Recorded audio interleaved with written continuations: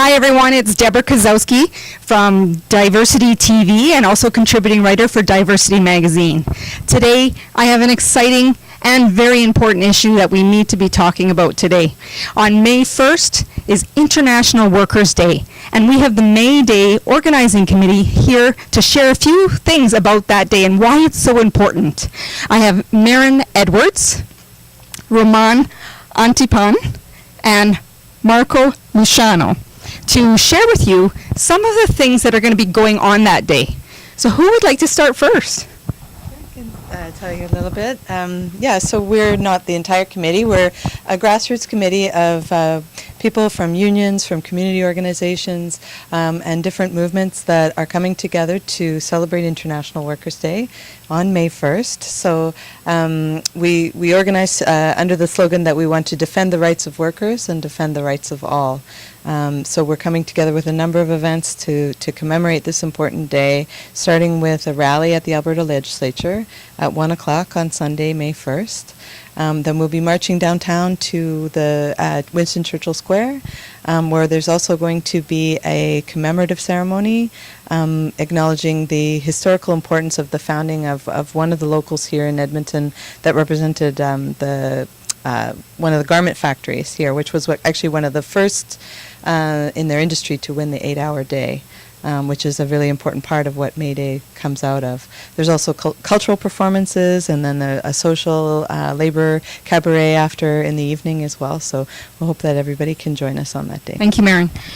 So one of the questions that comes to mind is, what are some of the rights, what are the pressing issues that people need to know about, and why this is such an important day? There's a lot of pressing issues in terms of workers in Canada and particularly in Alberta, a lot of which are really the workers are working conditions are being suppressed, and also there's more and more workers now that are working long hours. So the history really of May Day, which is in essence the fight for an 8-hour workday, is being slowly being taken away from these workers, and this is why the International Workers' Day is really important to commemorate. It's to commemorate the history of the workers' struggles. It's to commemorate the tradition of militancy with the workers, but also most importantly, it is the in present situation where workers are faced with extreme hardships under the neoliberal globalization. Workers' rights are being taken away slowly from them, and it is really important for us to express that and remind everyone about the importance of May Day. I work a lot with migrant workers, and the whole issue of migrant labor is very, very present here in Alberta, and the division between workers, local workers and migrant workers are also present here. And May Day reminds us that we are all workers, and we must continue to build solidarity amongst each other. And the reason I said it's exciting, because I'm thinking people are probably thinking, why is she saying this is exciting? It's exciting in the fact that there's individuals like you who are part of a committee who are out there to make a difference. So to me, that's exciting. But it's also exciting to learn about what other people are doing in the community, our community of Edmonton. And one of the things that comes to mind is what particular industries are being affected and what are some of those struggles? Let me start with exciting. I mean, it's exciting and important from the historical perspective, the May Day celebration. Marco was talking about the 8 hours. Maren also mentioned that the garment industry were mainly women who earned the 8 hours. May Day celebration, International Workers' Day, born out actually precisely due to the struggle for 8 hours. In the late 1800s, particularly in North America, United States, workers were working between 10 and 16-hour shifts. Some of them even without knowing new sons or new daughters who were born because they're working such a long shift. So that portion is very important to mention, and this is combination of celebration but also remembering those who struggle for the 8 hours. And May Day was born out of a big strike taking place around the world, I would say, but particularly in the United States for the 8 hours. And the International Federation of Labor at that time agreed to have a strike worldwide in order to fight for the 8 hours, and as I was saying, particularly in the States. So workers went on strike because some of them achieved the 8 hours, but some of them didn't achieve the 8 hours. So in May the 1st, 2nd, 3rd, and 4th, there was a huge strike, particularly in Chicago, and there was a assembly of workers on the Haymarket in downtown Chicago, and that's when the, how should I say, the repression by the police and the security guards took place. And as a result of that, you know, there was bomb throwing out, the workers organizing the mobilization were accused, which year later proved that it wasn't true. However, 7 of them were condemned, 4 of them were condemned to die, to the death penalty, and they were hanged. So then, later on, through the United Nations was a recognition of May Day. So that's why it's official now through the United Nations that May Day is a holiday to celebrate and commemorate the struggle of, you know, workers around the world. And important to mention also is that around the world, this is a big celebration for workers. In the majority of countries, a holiday where assemble, talk about their, celebrate their achievements, and so on and so forth. In most of the countries, like family events. After all, we're all workers, right? 90% of the population, I think over 90% of the population are workers. Now, the sad part is that Canada and United States never recognized May Day. Instead, they imposed this holiday in September, which for a lot of people also is irrelevant. In a doesn't have that historical context, and the push for workers to actually fight the system, fight capitalism. And fast forward today, the 8 hours is also in question. People have to work 2, 3, 4 jobs to make ends meet. The unemployment is really high right now too, due to the oil crisis. So as a result of that, you know, particularly here in Alberta, people are saying, well, we extend the EI benefits. Unfortunately, the Liberal government hasn't done that. You know, Edmonton is excluded, yet the unemployment is also been on the rise in Edmonton. It's almost back to those dark ages, you know. And keep in mind that workers, we as a worker contribute to that thing. We contribute to EI, we contribute to the Canada Pension Plan, and yet every time it gets restricted for, you know, for the real usage of people.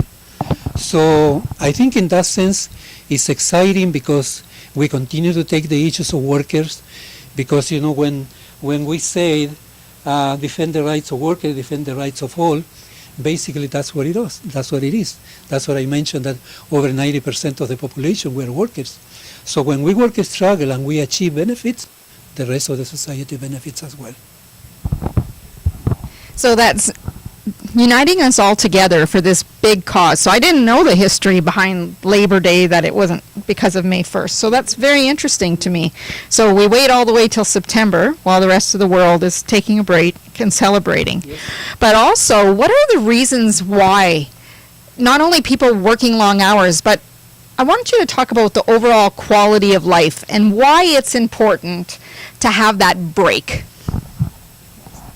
Sure. Well, it's it's not a holiday here, but it's an occasion for us to come together, like you said, to understand. Different workers have different issues and concerns that they want to raise, but it's a chance for us to build solidarity between our struggles, and especially right now, I think it's important to to hear the voices of working people, because we're in a moment when things have changed a lot in Alberta. When we last marched on May Day, it was just days before a historic election here, we really celebrate the end of a piece of the PC era in Alberta, which was very much an anti-worker government in many ways. And now we have a situation where we've made some advances, but by the same token, we have a lot of calls for working people to shoulder the burden of this economic crisis that we are not responsible for creating, right? So it's really important for us to say, we come together to say we are the people who create our society through our labor, and it should be our voices and our agenda that creates the society that we need to see. So we really reject that kind of an austerity agenda that would say, oh, workers are somehow a burden on our society, and that all the social programs that we rely on are a burden and we have to cut them. In fact, it's the opposite. We see that these corporations that have profited over and over again through the years without recognizing the rights and the labor of the people creating this society, they're the ones who are the burden on our society. So for us, it's a chance, like I said, to assert that it's a day to take to the streets, to raise our voices, to assert our democratic rights, and to say that we decide, we create the society that we want to see happen. And May Day is such an important day when Edmonton workers will take to the streets in solidarity with workers around the world who will stand up to defend our rights and defend the rights of all. So what I hear is the struggle is real. And the biggest thing is for everybody to recognize this history of time, but also to spend time connecting with your families, communicating with your friends, but also looking after yourself. Putting in a long day of work doesn't allow you to do those things. So, and as a community, if we're not looking out for each other, how else are we going to be able to support each other in the long term? So what is a final message that you would like to make sure that everybody who is watching our Diversity TV to know about this event? Well, first of all, come to the event. It's on a Sunday. Actually, May Day falls on a Sunday this year. It is an event full of sharing of our struggles. We will march and celebrate the day, but also it is a reminder that we are faced with our own struggles, and how do we relate this to the historical context of May Day, which is born out of struggle.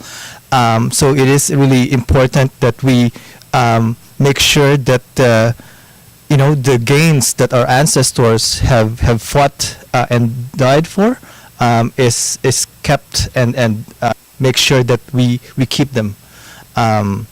And so I'm inviting everyone on behalf of the May Day organizing committee to come out and join us in this celebration. All right. Thank you very much. So here you have it. International Workers' Day on May 1st. There's a number of activities going on. At 1 o'clock, the rally starts at the Alberta Legislature. 2 p.m., there's a march to Winston Churchill Square. With 3 o'clock, there'll be a plaque dedication ceremony commemorating the 1911 founding of the United Garment Workers of America, Union Local 120. At 3:30, there's going to be some light refreshments in the lower level of Stanley A. Milner Library. 4 p.m., free performance by Piece, a tribute to the GWG workers with live music by Maria Dunn. And 5 p.m., there's a labor cabaret and social at Brittany's Lounge at 10225 97th Street. A full day. So if you don't have anything planned and you believe in this mission, you should come out to International Workers' Day on May 1st. Support your community. This is Deborah Kozowski from Diversity TV.